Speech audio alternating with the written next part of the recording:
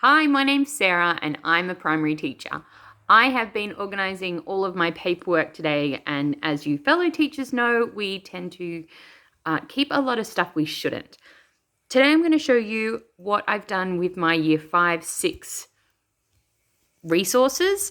I'm a casual teacher, so I teach kindergarten, year 1, year 2, all the way up to year 6, and I can teach high school, I think, but I'm not going to be doing that. So I have been trying to downsize my teacher hoard for a while, and this is my most recent system. So I thought I'd share it because it's taken a while to get to this.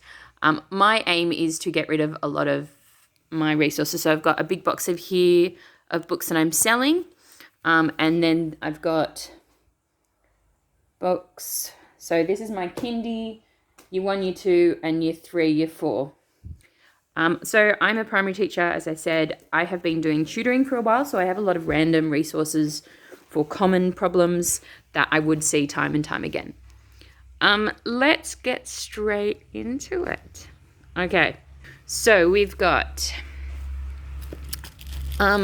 each of my little collection of resources that I'm keeping has got a folder, which has, well, I'll go through some books. I've been trying to minimize my books to be the ones that I've used and know and trust. And I also have I call them potluck, but they're just random sheets that kids can do. I've organized them just on literacy or numeracy. There's a bit more organization in these ones because there's so many, but they're just, randomly photocopied sheets that I want to use instead of throwing into the recycling. So yeah, I've got those. In the classroom, I would use those by just letting the kids know that it is revision, and they could work either in pairs or individually. Yes, and I'd try to get them to give them to a buddy to mark if they require that. Obviously, some don't. So that's that. All right, now these are my pretty little folders. I'm so happy with these. I picked some pictures out of some magazines I liked. Just have a little number saying the stage. Now let's get into this. So this is my prototype, so bear with me. I've got my fast finish your activities here, a literacy one, just a crossword book that I've pulled apart, and a numeracy one. I've got random games or group things. You always get these like these teach starter things are great, and each kid gets one, and then I am this number, who has this, I am this, who's that. So I've got the games and activities that I might use, like decimal cards. That way, if I can't find it in the classroom or I destroy them, it's not that big a deal because they're mine. Then I've got all my anchor charts that I like to use, and I have found really easy to use. So they're from lots of different places. And the ones that I've taken the approach that nothing is precious. So if things get lost or used, that's great, because you do stash a lot as a teacher and things are always getting better. So I just want these things to get used. As I've gone through, something I've done is I've got handwritten notes and little post-its just in case I forget what on earth I was talking about or why I included that. These are all photocopyable, and I also have included some where it's just a sheet like this and I'll need to read it aloud or record that on the board, save some photocopying. I love problem solving, so I've got quite a few of those activities. With this stage, I've included some assessments, just some interesting ones or leftover ones that I had. I love these diagnostic reviews. That's from the Math Plus books, which a lot of schools in my area have.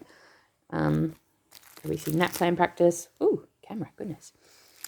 Yeah, and I also have some selective schools practice tests as well that I had extra. I thought they would be useful. So I've got numeracy, and then I've got all my literacy stuff, which is really easily organized. I've got, again, anchor charts that I find useful.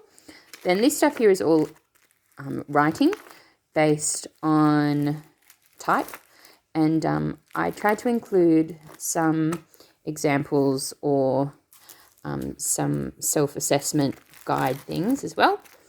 So I've got all of these ones are writing, tasks are stored together, and then I've got, this is another writing one, comprehension related things. So because this is year 5, 6, I have NAPLAN tests, and this one I like for year 6 because you've got to provide evidence, which I find they aren't great at in general, and just some printable ones from Teach Starter and Twinkle.